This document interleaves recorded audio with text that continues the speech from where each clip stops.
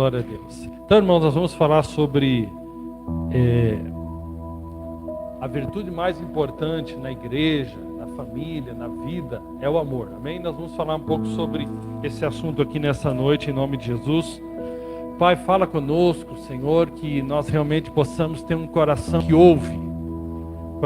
ouve ao Senhor, a Deus. Que nós possamos ser fortalecidos, confrontados pela Tua Palavra e transformados de glória em glória na imagem de Jesus. Amém. Irmãos, então, o que faz a diferença, né, numa comunidade cristã é o amor. O que faz a diferença numa família cristã, que se diz cristã, é o amor. Então não é só colocar lá, dizer, eu entregar uma carteirinha para cada irmão no dia do teu batismo e falar, agora você é cristão. Aí você chega naquela carteirinha, com aquela carteirinha, apresenta lá na tua casa, agora eu sou cristão. Ou na tua empresa, agora eu sou cristão. Não, isso não vai mudar nada. Isso não traz diferença nenhuma.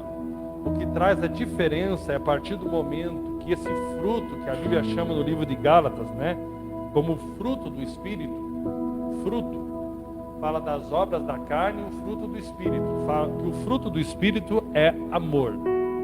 É amor, né?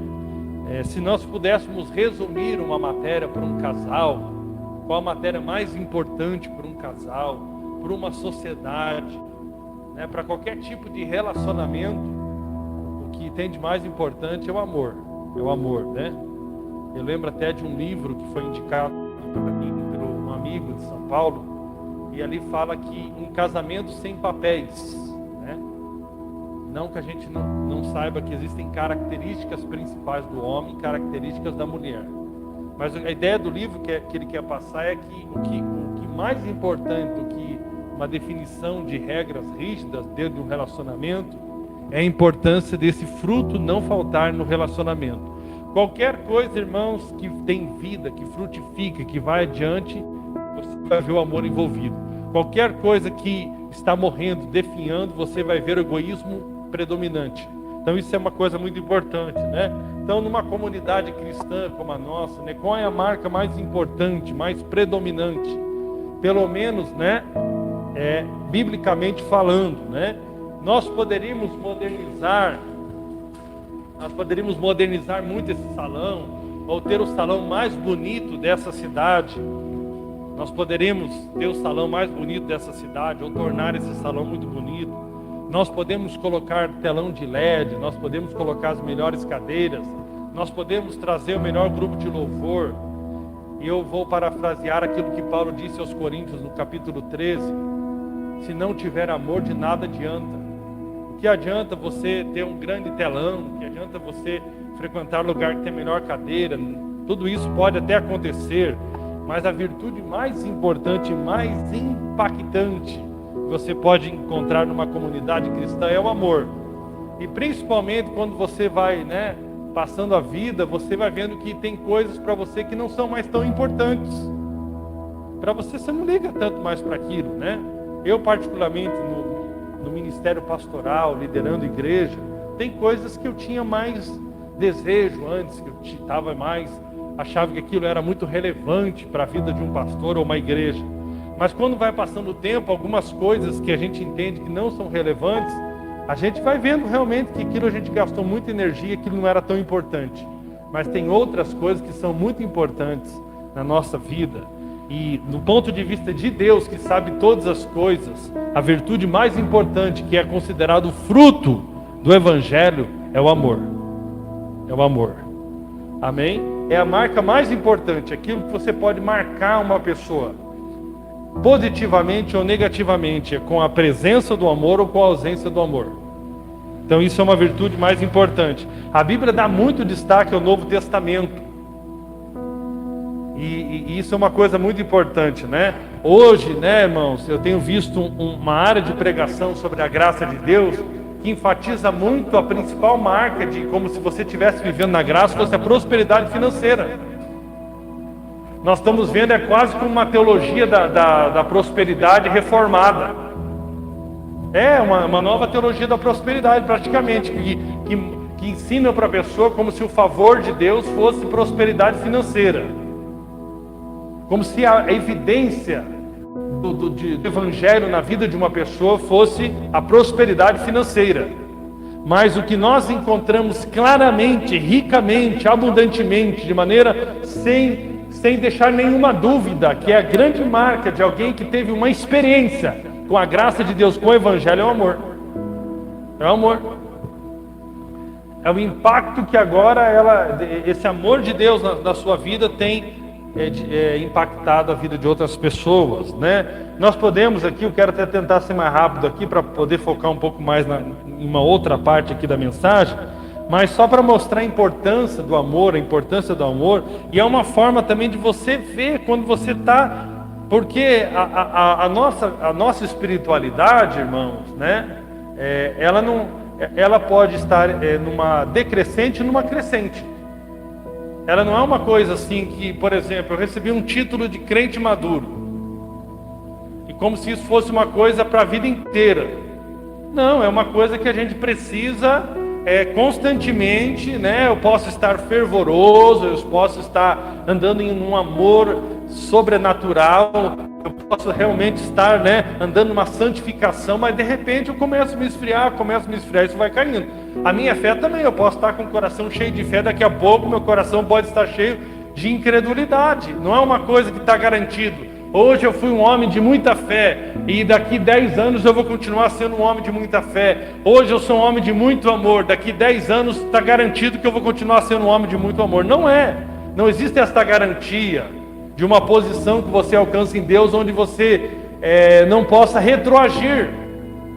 Mas também, né, o bom de tudo isso é que você também pode avançar. Se você retroagiu, você pode subir de novo. E se você está subindo, você pode ou descer ou continuar subindo.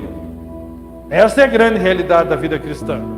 Essa é a grande realidade. Então, por isso que tem uma coisa interessante, né, que eu tenho percebido, né? Nós temos que sempre estar com aquele coração apetitoso. Sabe, aquele coração, quando você começa com um tipo de pensamento, eu já sou crente há muito tempo, eu já vi muita coisa, no sentido assim, e aí você senta no teu tempo de crente, quase que com uma carteirinha já de aposentado, né, pensionista, aí você acha assim, de repente você tem alguma coisa para falar sobre um certo assunto, até quando abre um texto bíblico você fala, esse texto aí, 1 Coríntios capítulo 13, eu já dei muita aula disso. Eu lembro uma vez, né, com uma pessoa próxima a mim, no nosso curso que nós ministramos aqui, o curso de maturidade, né, faz de conta que o curso de maturidade no final você sai maduro, né? Mas não é bem assim, ele pode te ajudar, né? Mas não é que você sai. Os crentes gostam muito de certificado, né? Por exemplo, formei, eu sou teólogo.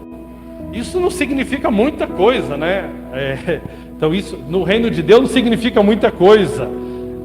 Na verdade, o grande certificado é a vida, irmãos. O grande certificado é como nós passamos pelas provações. O grande certificado é como nós passamos e relacionamos com quem nos persegue. Hoje eu estava olhando uma irmãzinha que eu amo muito, ela não é da nossa cidade, mas como aquela irmã não percebeu que o Lula está sendo o calcanhar de Aquiles dela? Porque, né, irmãos, do ponto de vista, né, qualquer cidadão que se preze, né, você deve ficar indignado com alguém que vai lá, assalta o teu país, consegue depois se livrar da punição, depois consegue fazer com que o acusador lá, que é o procurador, tem que pagar uma indenização para ele, e aí depois você vê essa mesma pessoa se tornando pré-candidato e dizendo que vai salvar aquilo que ele destruiu. Isso dá uma indignação, porque o amor não se folga com a injustiça. E com tudo isso eu não estou dizendo que eu estou batendo palma para o presidente, tá? Eu não vou nem gastar mais tempo sobre isso. Mas dá uma certa indignação, mas ao mesmo tempo, essa indignação não pode se transformar num sentimento de ódio. E essa mulher, esse rato, e aí começa assim a dar adjetivos muito pesados para qualquer ser humano. Isso não, e é o teste porque o evangelho de Jesus não é compactuar com o seu inimigo, não é aplaudir o seu inimigo, não é desejar que o seu inimigo vire presidente de novo, mas também não é odiar o seu inimigo, é amar seu inimigo, é orar pelos que vos perseguem. Então é uma linha muito fina, né, entre você aqui estar desejando que ele não seja mais o presidente da tua nação e você desejar a morte dele, você chamar na internet de rato, de que não presta, de que não vale nada, só ficar... Isso não é o nosso papel, por mais que a nossa carne queira fazer isso muitas vezes, em muitas situações, esse não é o nosso papel. Então a vida cristã, irmãos, é o exercício do dia a dia que vai mostrando de fato a nossa maturidade, ou vai mostrando que naquela área nós precisamos, puxa, eu pensei que estava melhor, né? É mais ou menos aquele aluno que está super confiante, vai fazer a prova e de repente bomba ali na prova e fala, puxa vida, né? Mas é porque eu estava nervoso, deu um apagão, não deu certo, né? Então o amor é essa autenticação da nossa maturidade, é aquilo que Deus diz realmente que é o fruto do Evangelho. Pronto, é o fruto do Evangelho, é o amor. É o amor. E quando eu estou falando de amor, eu gostaria que você voltasse para a Bíblia, não fosse para Hollywood, não fosse para Anitta, não fosse para tantas pessoas, né? Porque agora a nossa pregadora do momento é a Anitta, né? A Anitta vai educar os nossos jovens, a nossa Anitta, né? Então, infelizmente, estou falando assim, nada contra a Anitta como pessoa. Eu nem sei, eu na verdade eu não sei praticamente nada da Anitta, a não ser que quando eu entro num site, ela está praticamente pelada lá, é isso que eu sei dela. Mas no demais, ela com certeza não é nenhuma fonte de referência para mim, nem para minha casa, graças a Deus, né? Agora, o amor, irmãos, a Bíblia fala muito aqui sobre o amor, porque o amor é tão importante e que deve ser o termômetro para nós medir a febre espiritual. Como é que está a nossa espiritualidade? Como é que está? Mas voltando antes que eu estava falando, uma coisa importante, irmãos, é esse apetite, essa fome que a gente não pode perder. Sabe, a fome tanto pela palavra, pelo relacionamento com Deus, a gente não pode envelhecer o nosso coração. Você pode ter 40 anos, mas você tem que ter aquele coração assim que está sempre pronto para aprender. Aquele coração sempre está pronto para entender que Deus é abundante, que Deus tem mais, Deus tem mais. Amém? Isso é uma coisa muito importante, senão a gente fica naquela postura, porque eu já sou crente há não sei quantos anos, vai falar desse texto, porque eu nem sei se precisava vir no culto. E aí quando eu peguei essa pessoa lá da minha família, voltando no assunto, ela disse que iria fazer esse curso nosso. E aí uma pessoa usada por não sei quem, sentou no primeiro dia da aula e falou, o senhor já tinha que estar dando aula aqui. E a pessoa nunca mais vem no curso. Então a gente vai, quando a gente vai envelhecendo o coração, vai tendo essas arrogâncias, achando que a gente... E eu tenho visto, irmãos, tanto aquele irmão que esteve aqui conosco, o Tiago Fiuza, ele é um jovem, não tão mais jovem que eu, mas ele é mais jovem do que eu e mais jovem do que muitos pastores. Mas eu vejo ele falar tanta coisa boa, eu vejo Deus dar tanta revelação para ele, coisas que são bênçãos. Por que eu não vou aprender com o meu irmão? Porque eu já fiz, porque eu já tive tantas pessoas, porque eu já pastorei tantos, eu já dei aula não sei onde, eu já fiz não sei o quê. E a gente vai perdendo esse coração para vir para o culto, ser animado. Deus vai falar comigo, não importa quem que Ele vai usar. E isso é uma coisa muito importante, amém? Mas algumas evidências aqui, porque que a Bíblia fala que o amor é tão importante, né? Eu vou passar até de maneira mais rápida, porque o amor é evidência da nossa conversão. O amor é evidência da nossa conversão. Não é o nosso moralismo, é o amor. É evidência da nossa conversão. 1 João capítulo 3, verso 11, porque a mensagem enviada a nós desde o princípio é que devemos amar uns aos outros. A mensagem enviada a nós desde o princípio, que nós devemos amar uns aos outros. Não devemos ser como Caim, que era do maligno e matou a seu irmão. Quantas pessoas nunca mataram ninguém fisicamente, mas vivem matando pessoas? Com a forma que falam, com a forma que lidam com a pessoa quando ela tem algum tipo de falha. Vivem matando pessoas,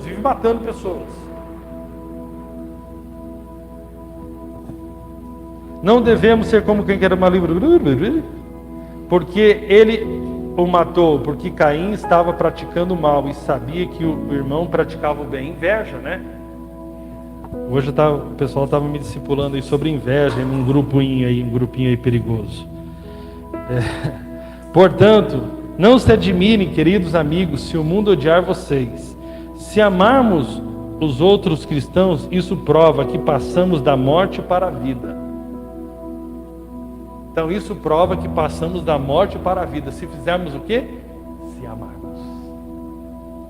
Você não pode ter ninguém, pessoa que você odeia. Você pode ter coisas que você odeia, coisas, atitudes. Mas não pode ter uma pessoa no planeta Terra que você odeia. Se Deus te avisasse, meu irmão, minha irmã, que até terminar esse culto, você vai morrer. Se Deus te desse e Deus falasse para você, eu vou te dar aqui 30 minutos. Olha dá uma de profeta assim.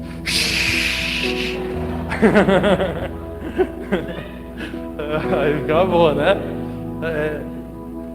Vou te dar 30 minutos para você ligar para as pessoas que você está odiando. Rapaz, não podia ter uma pessoa que nós precisássemos ligar agora. De vez em quando eu fico vasculhando até pessoa, eu fico pensando, tem alguém, será que eu posso? No que depender de mim. No que depender de você, tenha paz com todos. Mas ninguém quer, né? Eu não vou, eu estou certo. Não fui eu que pisei na bola, eu estou certo. A gente quer ter razão, mas quem quer ter razão não anda em amor, e perdeu a razão. Porque a razão do amor não é a razão da razão do mundo, do tá certo ou tá errado. Nós andamos pela árvore da vida e não pela árvore do conhecimento do bem e do mal. Mas amém. Então a evidência da conversão não é quanto tempo você está na igreja, não é quantos cursos você fez, não é nada disso. É se você passou da morte para a vida, é se você ama. Você ama. Outra coisa que a Bíblia fala, porque o amor ao próximo é a prova do nosso amor a Deus.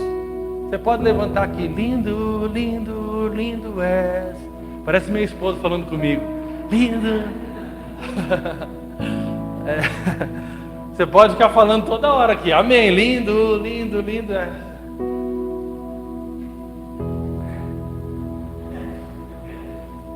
1 João capítulo 4, versículo 20 diz: se alguém disser, eu amo a Deus, porém continua odiando a seu irmão, é mentiroso, porque se não ama a seu irmão que está bem diante dele, como pode amar a Deus a quem nunca viu?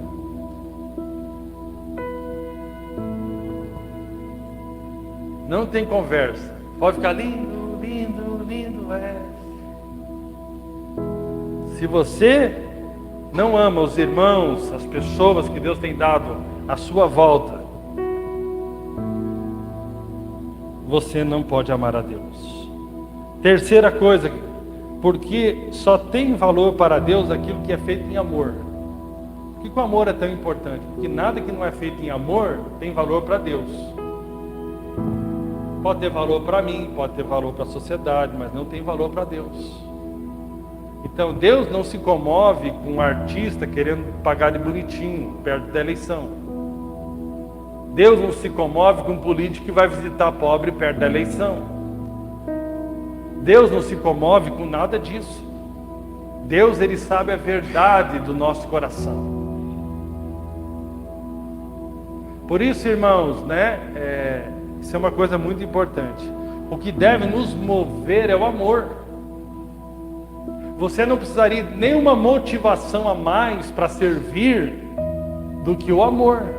O amor deveria estar impulsionando você. Não tem ninguém batendo palma, ninguém falando. Eu nem tenho costume muito mesmo, né, irmãos? Eu sei que ser pastoreado aqui é bem ruinzinho. Eu não dou quase elogio, eu bem na minha. É bem desanimador servir aqui, né? Não, é verdade, né? O cara não fala muito, os caras vêm pintar aí, no outro dia ele nem comenta direito, está no negócio para as crianças lá atrás, para trocador, nem fala direito. É muito desanimador, né? Mas pode ser tua salvação e a minha. Por quê? Porque o amor não está procurando elogio.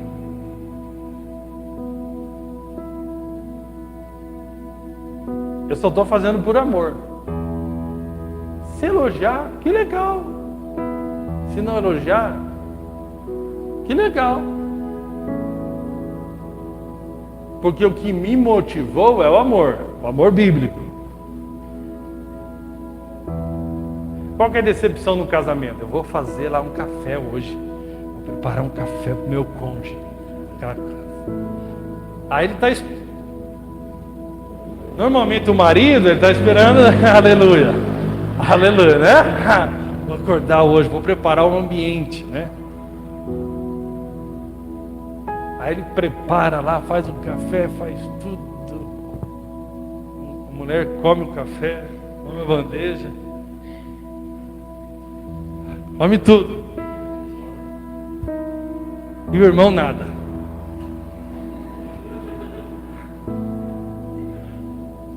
O cara fica lá, tá quieto no começo, né? Para um lado, para o outro. Ah, deve ser, vai preparar uma coisa à noite, uma surpresa, né? Noite nada. Outro dia de manhã, vai fazer pelo menos um café para mim hoje. Nada de novo.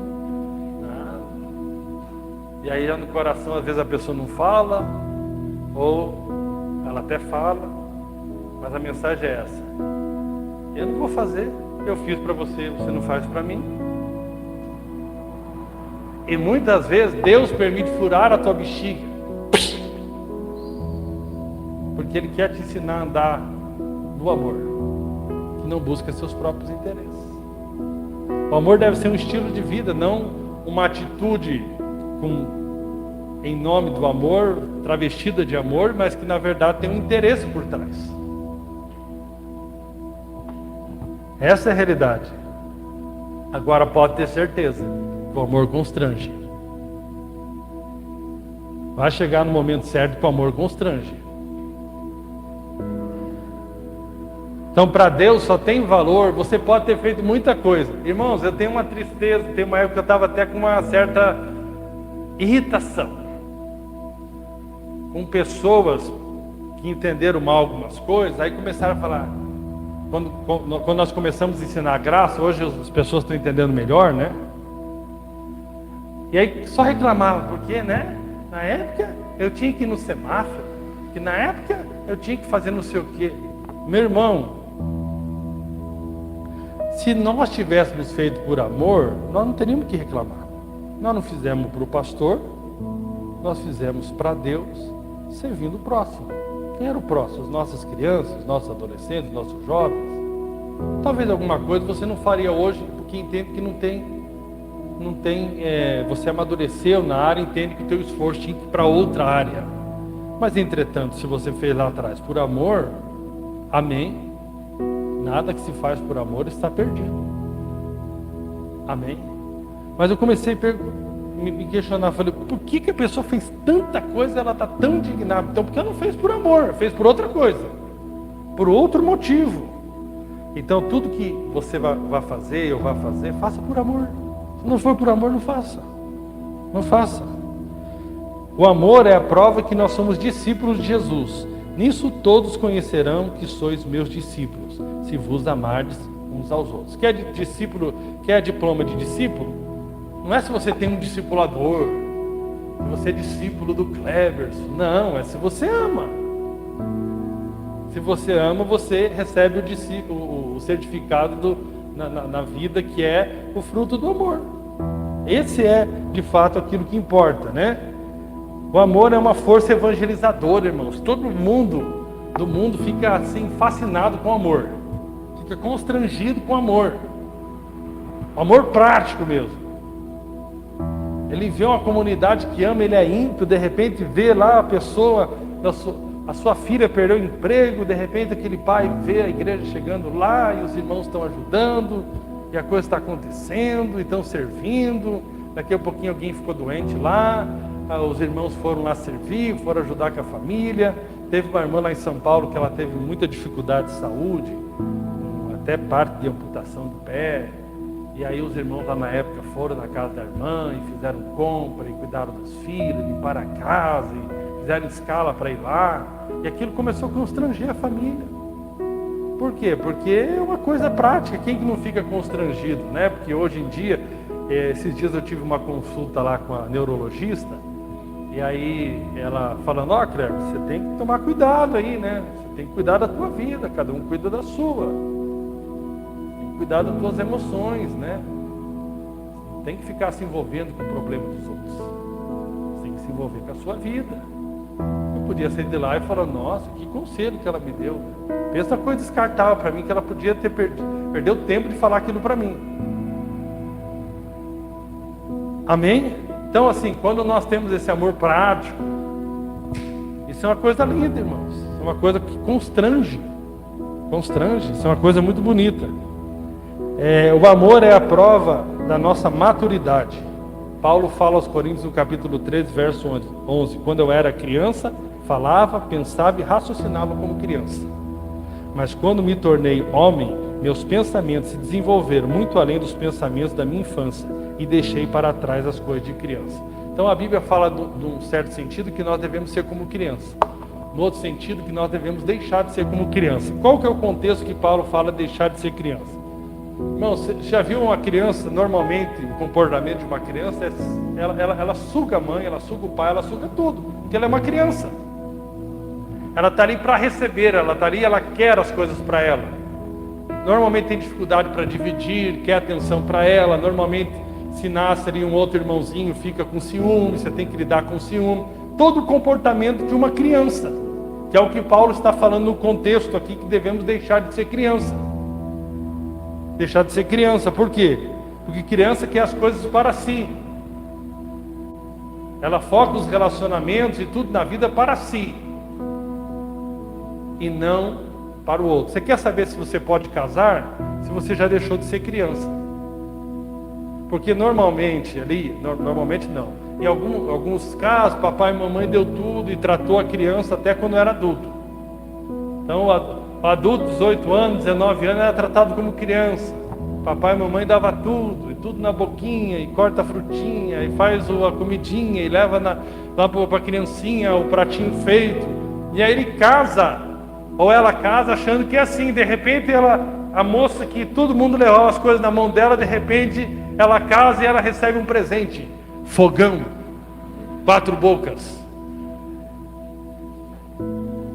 Toma o fogão. Ela fala, que equipamento é esse? Para que serve esse equipamento? Né? Micro-ondas, geladeira. Olha, você tem uma batedeira. Aí o cara lá, para dar uma força, traz uma mistura de bolo pronto, entrega na mão dele e fala, oi amor, é uma cartinha? Não, você quer comer um bolo. Então tem gente, né, que acha que na formação do casal só tem a cama. Não, mas tem a cozinha também, prato, louça suja, lavanderia, prazer, lavanderia, camisa. Aí o rapaz gosta daquela camisa que amassa um monte, né? A Fabiola sempre que vai comprar para mim, ela tenta ali dar uma manipulada. Essa aqui, né? Ela já olha assim, dá uma amassada. Essa aqui não fica legal, né? Não é muito boa. É porque ela amassa muito, né? Ou seja, o ferro. Seja bem-vindo, ferro. Aí você vê, chegou o primeiro boleto lá, o homem vê, água no teu nome, ó que legal, tem algo no teu nome, água, luz. Aí vai chegando internet, pô, internet é paga no Brasil? Ah, você não sabia que era paga, né? Internet é paga no Brasil. Então assim,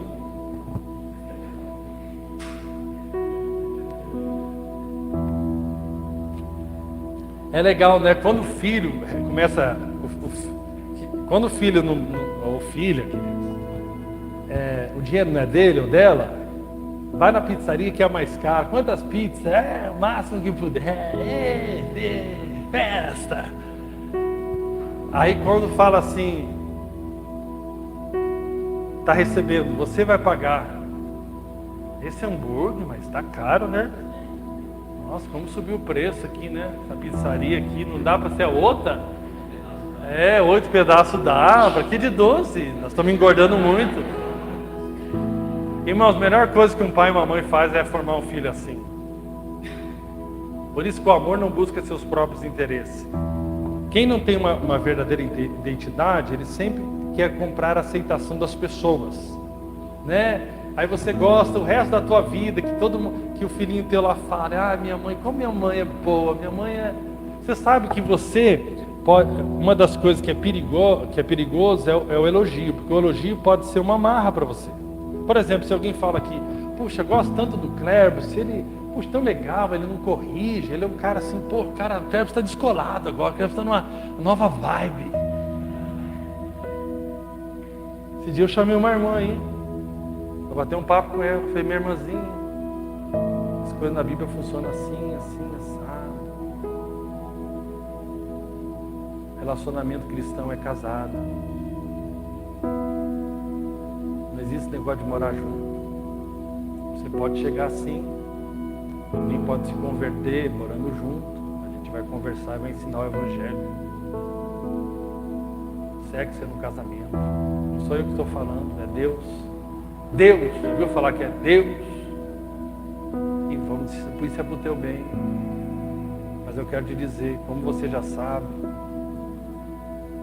se a irmã resolver novamente ter um relacionamento de se amaziar, nós vamos ter que conversar com a irmã. Porque isso não é o Evangelho. O Evangelho sempre nos liberta do pecado, nos dá a condição de vivermos em novidade de vida. Amém, minha irmã? Quer um cafezinho? Vai um leite? Uma bolachinha? Por quê, irmãos? Porque é a Bíblia. Então você pode se tornar escravo. Aí o teu filhinho vai lá, sabe: a mamãe e meu papai me dão tudo, tá tudo uma maravilha. 18 anos, a primeira coisa que o papai e a mamãe fez foi dar um carrinho pro filho. Ah, que beleza. Meu filho, se você pensar em espirrar, saúde. Só que a vida não é esse mar de rosa aí. É ou não é? E aí a grande questão é: que tipo de marido você vai entregar para a tua futura nora? Que tipo de filha você vai entregar para o seu futuro genro? Que tipo de pessoa você vai entregar? Alguém que só tem uma carcaça bonitinha, mas é oca por dentro? É oco por dentro? Porque é muito triste, né? Tem que ver uma moça casar com um rapaz que ela tem que ficar cutucando o rapaz para trabalhar. Que ela tem que colocar o despertador pro príncipe. Ah, príncipe. Vira sapo, minha irmã, rapidinho. Uma semana o cara vira sapo, acredita em mim. Aí você fala: você era príncipe nada, você era sapo. Então o que acontece? É ou não é? É muito triste você pegar lá, o rapaz não tem a responsabilidade de trabalhar, de acordar com dignidade, de às vezes não tem, a sua área está muito defasada de trabalho, mas ele tem tanta dignidade, tanta hombridade, que ele faz qualquer trabalho digno para trazer o sustento para sua casa. E a moça também pega junto, né? Tem uma moça aí que uma época nós tentamos ajudar ela, faz muitos anos já. Deu até divórcio. Pensa numa moça que ela na verdade ajudou o Satanás a criar a preguiça. Satanás tinha criado a preguiça e falou: eu preciso aperfeiçoar. Aí a moça falou: eu te ajudo. Porque vamos imaginar assim, a moça não estava trabalhando fora, e de repente o cara chegava em casa, e a mãe do rapaz morava perto. Sabe aquela sogrinha maravilhosa que também não se toca, né? Que acabou de casar, todo dia lá. Ai. Todo dia na casa, aleluia. Tem umas que querem até para a lua de mel, né? É uma glória. Aí beleza. O rapaz fica com vergonha, a mãe dele vai lá. E a casa tudo suja, né? Tem mentalidade preguiçosa, é assim: para que eu vou dobrar a coberta se nós vamos dormir à noite? Ela não é, para quê? Nós vamos dormir à noite, então para que dobrar a coberta? Né? Para que tomar banho hoje, né? Se a gente vai sujar amanhã. Então assim, chegava lá de tarde, o rapaz chegava do trabalho, estava tudo bagunçado a casa, a mãezinha dele ia lá visitar ele também. E pensa num carinha lá pegando aqui bolo, limpando o banheiro, ajeitando tudo para deixar a imagem que estava tudo bem na casa dele. Aí até que ele reclamou lá conosco sobre isso, a gente tentou ajudar, mas ele também tinha suas imaturidades, acabou que nada funcionou e o que eu sei é que eles se divorciaram. Infelizmente. Então, irmãos, quem ama os filhos realmente, eles têm uma visão, né? Beleza, uma coisa é um bebezinho, outra coisa é que tem 4 anos, outra coisa quando tem 6, outra coisa quando tem 10, outra coisa quando tem 12, outra coisa quando tem 15. Eu nunca esqueço do curso que eu participei, né? Agora eu esqueci qual dos cursos que foi que falou isso, né? Então tem uma época que fica difícil bater, né? Mas você corta os privilégios. Eu lembro lá que um pai falou com o filho e falou: ó, filho, o seguinte, né? Falou algumas coisas, deu algumas orientações. O filho não obedecia, se trancava no quarto, fazia a vida do jeito que ele queria. E aí ele falou para o filho, então: ó, o seguinte, eu não quero mais que você feche a porta do quarto, ok? Não quero mais. E falou algumas coisas para ele. E ele não fechou a porta do quarto e não obedeceu o pai. Quando ele chegou no outro dia, ele foi, o rapaz chegou, acho que da escola, enfim, quando ele foi ver a porta do quarto dele, não tinha mais porta. O pai dele tirou a porta do quarto, porque falou: ó, a porta do quarto é um privilégio. Nós tínhamos um combinado. Você não seguiu o combinado, eu tirei a porta do quarto. A partir de agora você não tem porta no quarto, até que você ganhe confiança de novo para você ter a porta no quarto. Outra história foi de um jovem que depois de um tempo lá ganhou um carro. E aí o pai colocou: ó, vou te dar esse carro, porque você é longe lá a faculdade, para você poder usar para a faculdade, beleza. Mas você tem que sair da faculdade, voltar para cá, chegar no horário, nunca se embriagar, etc. O filho não obedecia, ele conversou uma vez, conversou outra. Quando chegou lá na outra vez, ele tirou as rodas do carro. E falou para o filho: então aqui é o seguinte, nós tínhamos combinado, você quebrou nossa confiança, então você vai ter que reconquistar. Enquanto isso, você não vai utilizar o carro. E nós combinamos: não vamos utilizar o carro, não tem conversa. Então, infelizmente, irmãos, muitos, por não terem uma identidade, buscam aceitação a qualquer custo, elogio, não gostam de ver o filho, porque o filho vai falar: você é uma bruxa, né? Tem filho que fala assim, joga, você nem sei se é minha mãe, deve ser uma madrasta. Tem gente que joga pesado, irmãos. E os jovens hoje, as crianças são mais inteligentes que a gente imagina, né? Eles pegam o psicológico assim, fácil assim, e já vai lá e domina. Então, muitas vezes você vai ter que fazer algo com seu filho, com a sua filha, que você vai chorar escondido. Mas vai ser importante depois para a formação de um homem e de uma mulher de caráter, um homem e uma mulher de Deus, realmente, que vão fazer diferença na sociedade, né? Porque é muito bonito um pai que tem um filho homem, que sabe que o cara acorda, que trata bem a sua esposa, né? E uma esposa, uma mulher que pega junto, que não faz passar vergonha, né? Que tem cara que passa uma vergonha, vai levar a esposa na casa da mãe, do pai, daqui a pouquinho todo mundo está ajeitando, um está cortando uma cebola, está cortando tomate. Está lá com a lixa. Rapaz, o cara, ela vai ficar aqui, ela está tão cansada, trabalhou a semana inteira. Deus, trabalhou nada. O cara vai lá e corta tomate, leva até aquele negócio de mestre Cuca lá, mas eu que vim aqui, hoje é comigo hoje, a cozinha é comigo. Infelizmente, irmãos. Amém. O amor é o cumprimento da lei, e o amor é tanta coisa boa. Amém? Vamos lá. Vou pular bastante coisa aqui.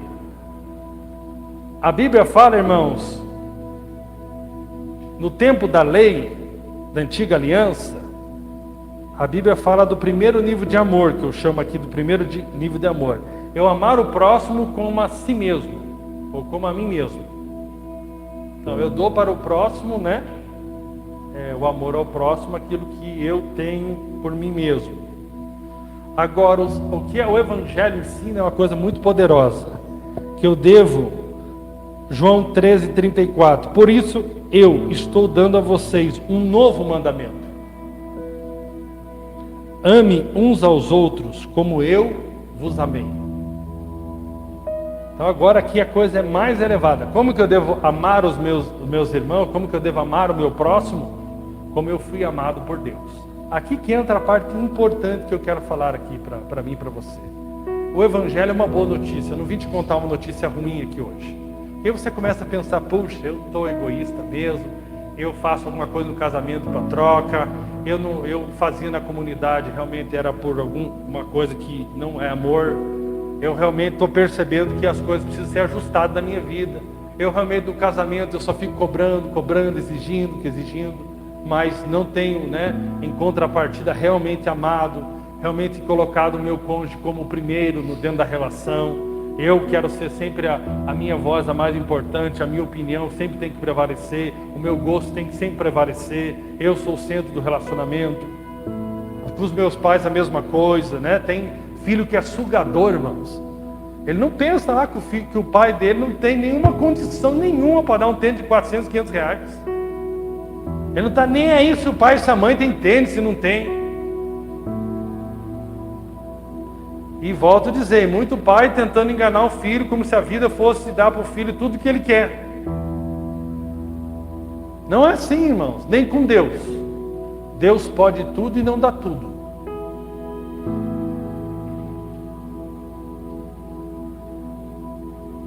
Deus pode tudo e não dá tudo. Não esqueça disso. Então talvez você está ouvindo todo esse cenário aqui, e você poderia ir para a tua casa e eu falar, você se vira. Se vira e resolve isso aí. Vai lá, ama teu esposo, ama teus filhos de forma correta, resolve lá seus problemas com seus inimigos, com aquela pessoa que te fez a maior crueldade na vida. Mas a boa notícia é a seguinte, e esse que está sempre o Evangelho nada inicia no homem, tudo inicia em Deus. Deus não te pede nada que Ele não tenha te dado. Se nós não estamos frutificando no que Ele nos deu, é porque nós não estamos tendo entendimento e provando do que Ele nos deu. Essa é a grande realidade. Isso é muito importante que nós devemos entender. O que Ele nos deu, irmãos? O seu amor. E o que nós precisamos para frutificar no amor ao próximo? Ter consciência do amor de Deus. Resolver todas as nossas mazelas, todos os nossos problemas de identidade, todos os nossos problemas que nós temos, que formatam em nós esse tipo de comportamento, que não é o comportamento de quem caminha no caminho do amor, nós temos que ir para Deus. Jesus disse, sem mim nada podeis fazer, nada.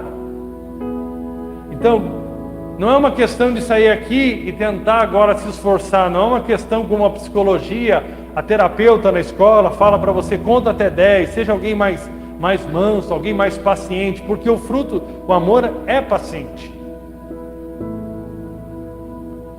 Como que eu vou ser paciente? Irmãos, é muito importante os terapeutas, tem terapeutas cristãos, tem psicólogos, é muito legal, tem muita coisa boa.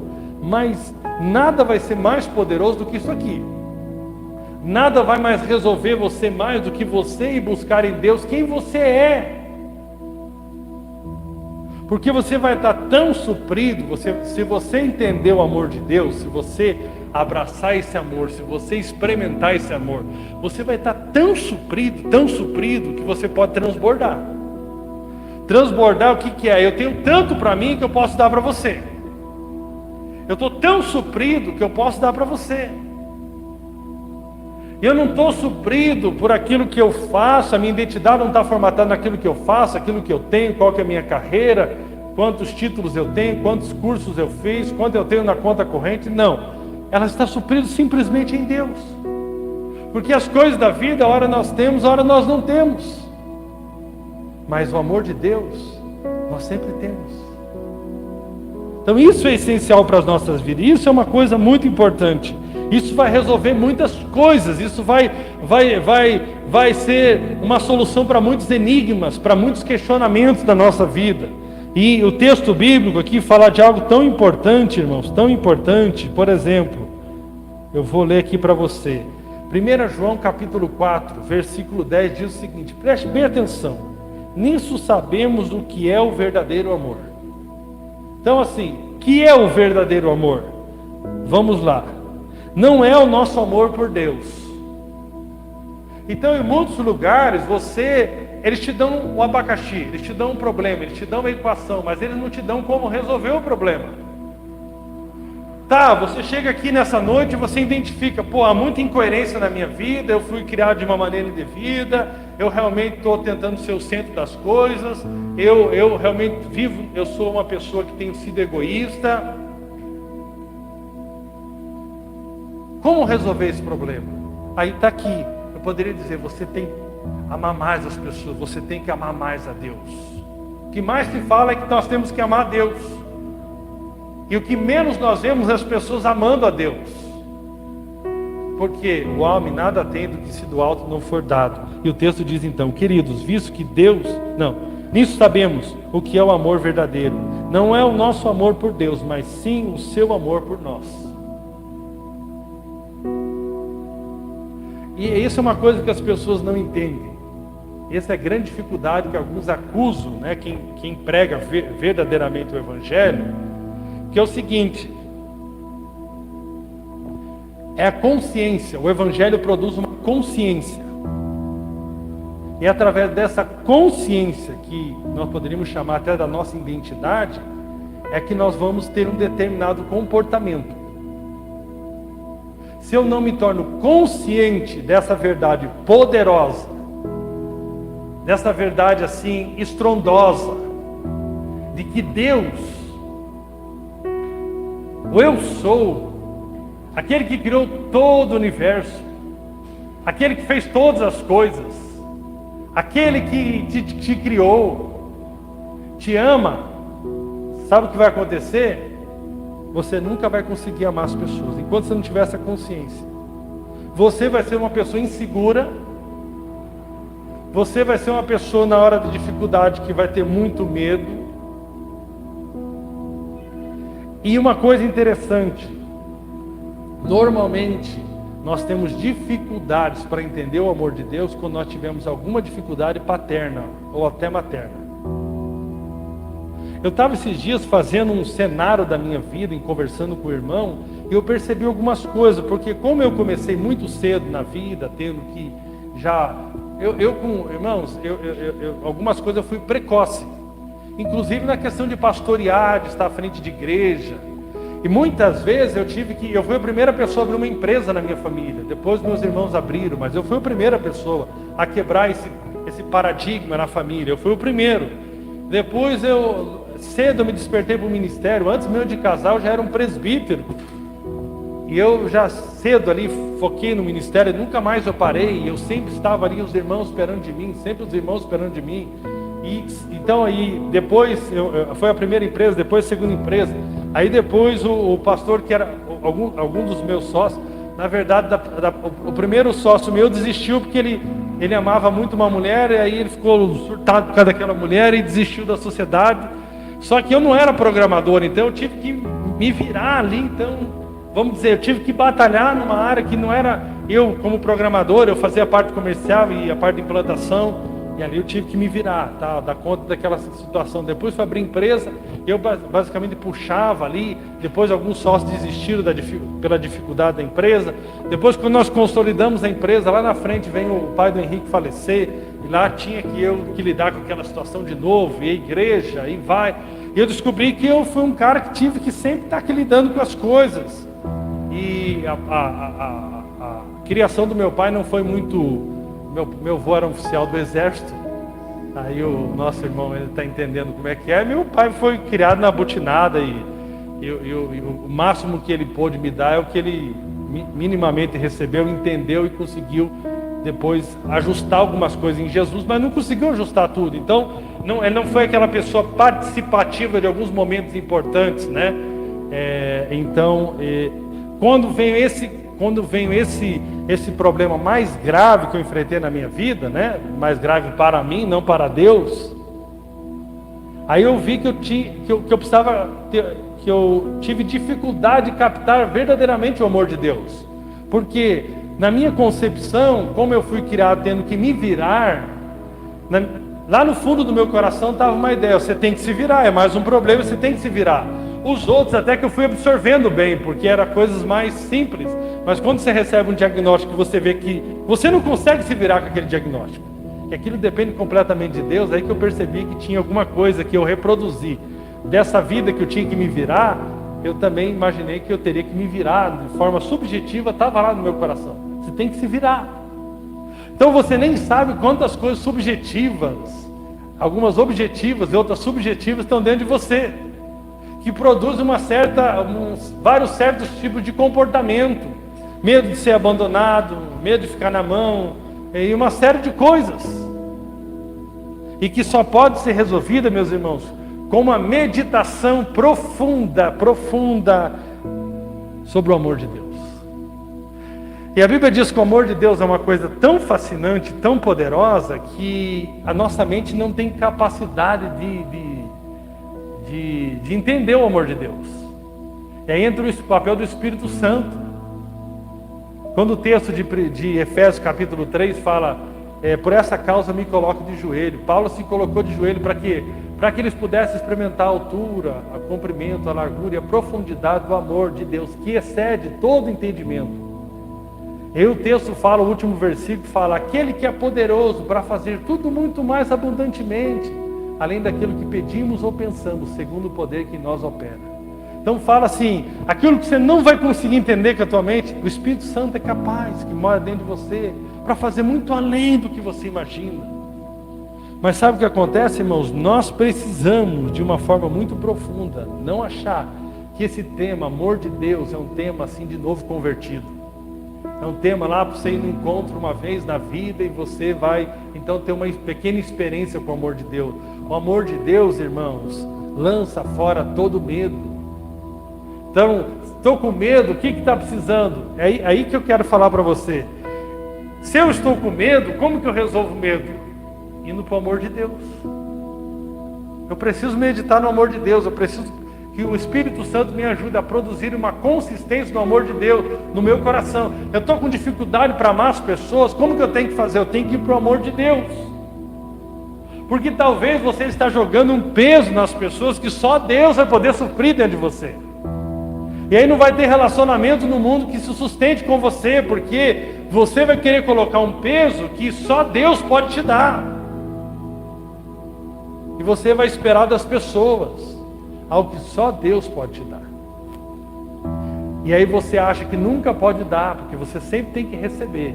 Mas a partir do momento que você for e começar a meditar, sabe, irmãos, eu peguei esse cálice aqui que nós vamos participar, os irmãos já podem até trazer aqui para mim um, aqui por gentileza. Nós vamos participar da ceia hoje de novo. Sabe, irmãos, essa semana eu estava participando da ceia aqui na minha casa, e eu coloquei o suco dentro do copo, e foi uma cena muito interessante, porque naquela hora que eu estava derramando o suco ali naquele copo, eu lembrei assim, o amor, eu lembrei que o sangue de Jesus foi derramado, e aquilo veio uma coisa muito profunda no meu coração. Eu falei, olha, Deus entregou Jesus se entregou por mim naquela cruz, o sangue dele foi derramado pelos meus pecados. Eu comecei a pensar naquilo, eu comecei a meditar naquilo, e aquilo começou a tomar o meu coração. Então muitas pessoas não entendem quando a gente fala, por exemplo, ninguém vai andar em santificação enquanto não entender que em Cristo é santo. Todo mundo fala, você fica falando que Deus que desse amor, você fica falando dessa graça, mas Deus é justo. Mas o texto de Romanos que nós estamos lendo diz que ele é o justificador também. O Deus justo, ele também é justificador. E quando você não entender esse relacionamento teu com Deus, o que ele fez por você, o tamanho da entrega dele por você, e aquilo tomar o teu coração e tomar o meu coração, nós não vamos frutificar, porque não é força da carne, é fruto, e fruto, cada semente, né, gera segundo a sua espécie. Então quando você pegar lá na tua casa e começar a colocar louvores do quanto Deus te ama, e quando você pegar textos como esse aqui, que fala do amor de Deus, e quando você pegar o texto de Romanos, que fala ali quanto Deus se entregou por você, e quando você começar a meditar daquilo, e lembrar que esse amor não pode ter um fim em si mesmo, mas que esse amor que Deus derramou na sua vida é para glorificar o nome dele. E quando você glorifica o nome dele com esse amor que ele derramou por você, amando as pessoas. Isso é uma coisa muito importante. Eu tive uma experiência, pode colocar ali, Anderson. Eu não ia tirar essa foto, irmãos. Eu quero falar para você, eu não vim fazer propaganda de mim, não. Eu quero falar do amor de Deus aqui hoje, mas foi uma experiência muito rica para mim, muito poderosa, que eu quero compartilhar com você aqui, terminar falando com esse testemunho. Hoje pela manhã, né, eu fui andar, fui caminhar. Normalmente eu faço uma rota aqui, né? Eu sou um cara meio tradicional com algumas coisas, eu defino uma rota, eu normalmente vou naquela rota. Aí eu subi aqui, aí como o André tinha me falado que tinha andado, né, de manhã, e o André vai lá para Fazendinha. Fazendinha é bom de andar mesmo, as ruas são melhores, é mais seguro. E aí beleza, aí eu falei, eu vou para Fazendinha. Aí eu fui até normalmente eu iria até o terminal do Fazendinha, eu só falei, vou andar um pouquinho e vou voltar. Aí beleza. Quando eu cheguei no terminal do Fazendinha, no meu coração veio, vá até a rotatória. Lá de cima, lá onde tem aquele hamburgueria lá, Beto lá não sei o que, Guilherme. Eu fui até lá. Quando cheguei lá, no meu coração veio, vá até o Ítalo lá, supermercado que abriu lá indo pro portão lá. Eu falei, eu vou até lá então. Aí fui. Quando chegou ali subindo, tem um outro mercado ali que é o Companhia do Alimento. Tinha um rapaz ali, esse rapaz aqui, o nome dele é Anderson. Esse rapaz estava ali, ele olhou para mim e falou que estava com fome. Irmãos, por que eu te falo que não é uma coisa normal? Não, pessoas falar que está com fome é uma coisa normal. Mas aí, Deus já tem trabalhado, né? Para a gente frutificar esse evangelho em todas as oportunidades que nós temos. Aí beleza, aí eu parei de falar com ele. Porque às vezes a gente fica meio assim, né? O que o cara vai fazer, não sei o que, aquelas preocupações. Beleza. Eu falei bem assim, como que você chegou nessa situação? O que está acontecendo com você? Ele falou, eu sou viciado em álcool. Sou viciado em álcool. Ele falou, você me arruma uma coxinha, alguma coisa, estou com muita fome. Eu falei, eu vou orar por você. Na hora que eu falei, vou orar por você, eu me lembrei do texto de Tiago. Não adianta nada você, né? Alguém te pedir comida e você falar, vou orar e aquelas coisas todas. Aí eu falei assim, beleza. Eu já volto aqui, eu vou comprar comida para você lá. Aí eu entrei no mercado, bem na porta do mercado tinha um senhor. Sabe aquele senhor que está jogado no chão assim? Tinha um senhor. Aí eu fui lá, cheguei lá no balcão da panificadora, eu falei, me dá 2 coxinhas num pacote, e me dá outra coxinha no outro pacote. Eu falei, eu vou dar para aquele senhor também que está lá na frente, que eu não tirei foto com ele, eu não ia tirar foto com ninguém. Aí, porque eu não quero, sabe irmãos, uma coisa que eu percebi, hoje nós temos muita propaganda, muito marketing gospel, e pouca efetividade no amor, e nós temos que ter efetividade, mas o nosso coração, cada um sabe do seu coração, amém? Aí eu comprei 2 coxinhas para um, e a coca de 600 para esse aqui, eu comprei 2 coxinhas, para outro comprei uma coxinha, o senhor precisa cuidar do colesterol, uma coxinha, beleza. Aí eu saí, eu não tinha falado com esse senhor na entrada, eu só tinha falado com esse outro. Aí eu fui nesse senhor, ele tinha saído dali e tinha ido para o cantinho. Aí eu falei, aí eu acordei ele assim, oi. Aí o cara ficou meio assustado, eu falei, quero dar essa coxinha para o senhor. Eu falei, como que é o nome do senhor? Ele falou, meu nome é... Qual é o nome dele? Sérgio. Irmãos, aprendi uma coisa, você se grava por associação. O cérebro funciona por associação. Então eu associei eles à imagem de 2 pessoas. Para que se eu esquecesse, eu lembro da pessoa e associei a imagem, tá? Isso é uma técnica.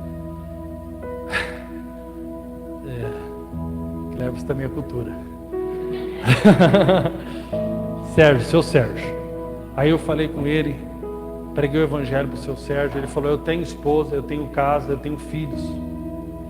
E eu sou escravo do álcool. Ele falou... Estou usando a minha linguagem aqui, irmãos. Aí eu falei assim, pois eu vou orar pelo Senhor. Aí comecei a liberar a palavra, falei sobre o poder de Deus, falei sobre o Evangelho. E aí eu coloquei a mão nele. Irmãos, eu tive algumas experiências recentemente. Uma foi numa mulher que eu orei lá numa igreja que eu fui ministrar lá no Cajuru. Quando eu orei por ela, manifestou um demônio, mas eu sentia muito o poder de Deus. Eu coloquei a mão naquele senhor, eu senti o poder de Deus. Eu comecei a declarar um destino novo para ele, eu comecei a orar mesmo assim. Não como aquela visita que nós fizemos aqui aquele dia, que eu não senti que eu fluí mesmo. Mas ali eu senti que eu fluí mesmo. Eu fui, orei mesmo, declarei o destino, tal. E aí eu vi que ele começou sinais meio estranhos. Eu falei, eu acho que estava manifestando um demônio aqui. Qual é o teu nome? Atlético Paranaense, tal. Brincadeira. Aí tá, Aí eu falei com ele e ele não conseguia falar. Ah, falei, é um demônio mesmo. Aí eu fui, orei de novo, expulsei o demônio. Aí ele começou até a lacrimejar os olhos dele assim, como se desse um alívio dele. E o pessoal entrando pro mercado, eu estava orando alto mesmo, pentecostal mesmo. Parecia congresso da Assembleia de Deus. Deus vai mudar o rumo disso, está. Aí beleza, orei por ele e tal. Eu criei mesmo na minha oração. Falei, Senhor, o Senhor vai conectar pessoas, o Senhor vai... Amém. Aí fui conversar com esse outro rapaz aqui, o Anderson. E aí preguei o evangelho para ele. Antes de eu ir comprar a coxinha, ele falou para eu, falei, por que você está assim? É porque, tipo assim, ele queria mais ou menos como se fosse um karma. Ele tinha que viver assim mesmo, porque é o que tinha para a vida dele. Aí eu olhei para ele e falei assim, Deus não me ama mais do que ama você. Deus te ama igualmente. Deus não ama o dono desse mercado mais do que você. Deus não ama quem mora na casa mais rica dessa cidade mais do que você. E fui falando dos exemplos de pessoas bem sucedidas na sociedade. E fui falando e fui ministrando, falei do evangelho para ele. Ele falou que tem uma filha. Aí eu peguei e comecei a orar também. Eu senti a unção de Deus ali.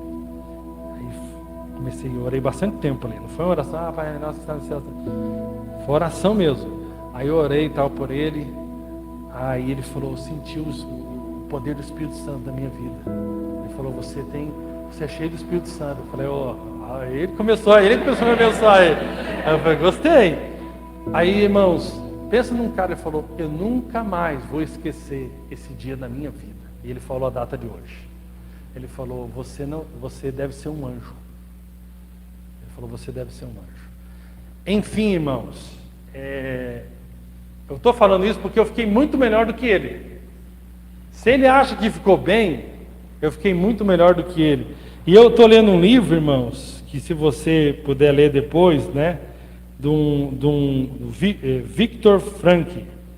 É um judeu, neuropsiquiatra, austríaco, que foi preso em campos de concentração nazista. E ele escreveu um livro, Em Busca do Sentido. E esse livro introduz o conceito de autotranscendência. Autotranscendência é ir além de si mesmo e se voltar a uma pessoa, a uma causa que gere o bem. Para Franklin, só encontramos sentido na vida ou propósito para viver se autotranscendermos. Aí você pode achar que termo estranho, autotranscender, o que você está trazendo para nós? Franklin disse que no campo de concentração, quem se voltava para si, querendo sobreviver, acabava morrendo. Mas quem sobrevivia, mas os que sobreviviam era quem saía de si mesmo e ajudava os outros a sobreviver. Tudo que o diabo quer é que a gente se volte para nós. Quer salvar teu casamento? Se volte para o seu cônjuge. Você vai salvar para você mesmo, porque vocês são uma só carne. Porque quando você acha que você está cuidando de você, focando em você, você na verdade está ferindo a você mesmo. Mas quando você se voltar para o seu cônjuge, quando nós se voltarmos uns para os outros, sabe, irmãos, quando nós se voltarmos para esses que estão perdidos aí fora, nós estamos se voltando para nós, porque um homem desse revoltado, ele pode matar uma pessoa. Mas um homem desse que está aí amado, ele vai amar outras pessoas. E essa que é a grande realidade. Vá lá e peça perdão para o seu pai, vá lá e resolva com o seu sogro, vá lá e resolva com as pessoas. E você sabe que você está fazendo bem para você mesmo. Sabe, você quer vencer a tua depressão, você quer vencer teu problema de autoestima, vá amar as pessoas. Que você está fazendo o melhor bem para você que você jamais possa imaginar. Tudo que o diabo quer é que você se feche num quarto, fique num quarto escuro, em derrota plena, achando que isso você, focando tudo em você, vai para os pés de Jesus, receba o amor dele, vá amar as pessoas e você vai viver de forma feliz. Isso é uma coisa fantástica, amém? Se coloque de pé.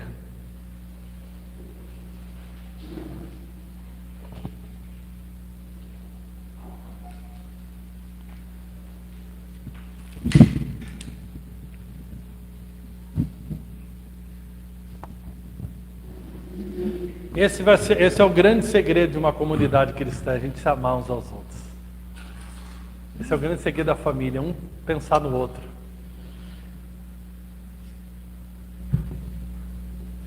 Quando você for dar uma opinião sobre uma decisão, pense nos outros, não pense mais em você.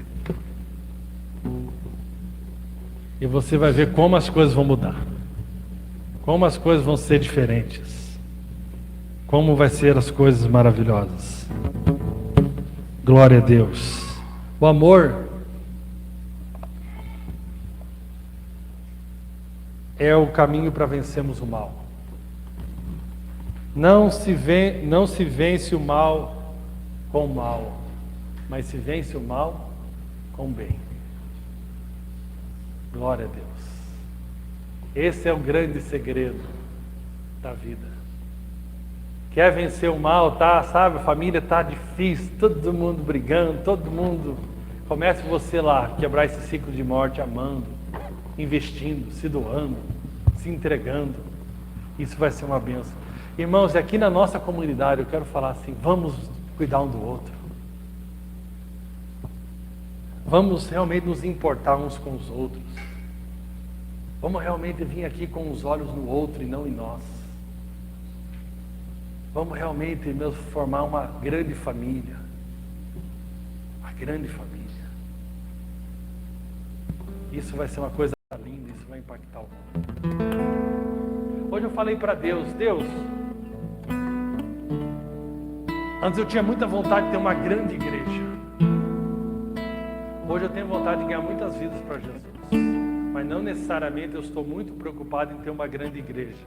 Se Deus quiser que eu seja pastor junto com outros irmãos de uma grande igreja, vai ser uma coisa de Deus, não vai ser uma coisa que eu estou procurando. Eu estou procurando em servir, em amar, em ajudar. Eu quero sim pregar o evangelho com muito compromisso. Não estou falando de não pregar o evangelho. Estou falando assim, meu foco não é simplesmente ter uma grande igreja. Sabe por quê, irmãos? Duas pessoas como aquelas que eu fui hoje não interessa para a grande igreja. Eu gastei tempo, gastei dinheiro, eles não vão ser um retorno. Provavelmente eles nunca vão vir aqui. Mas eu sei que a semente, o destino deles foi liberado hoje. Só quero pedir a Deus a graça de um dia encontrar eles de volta. Amém? Vamos lançar semente. Algumas nós vamos colher, outras nós vamos só semear e outros vão colher. Mas que o Senhor cresça e que nós venhamos diminuir. Glória a Deus.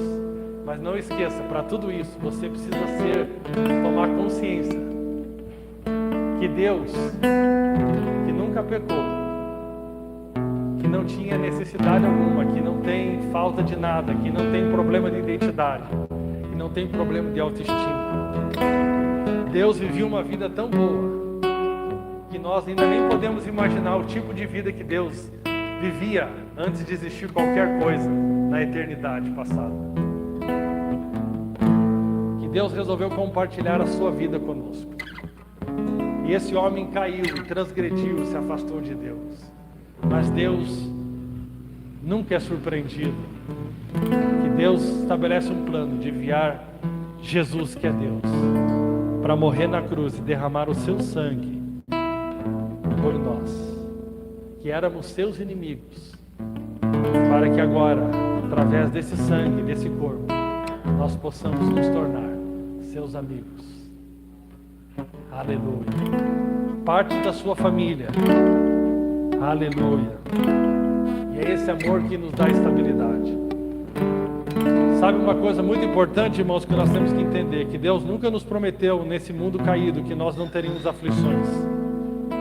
E muitos confundem que porque Deus me ama, se Deus me ama, porque eu estou passando por isso. Deus nunca disse que você não iria passar por dificuldades e aflições.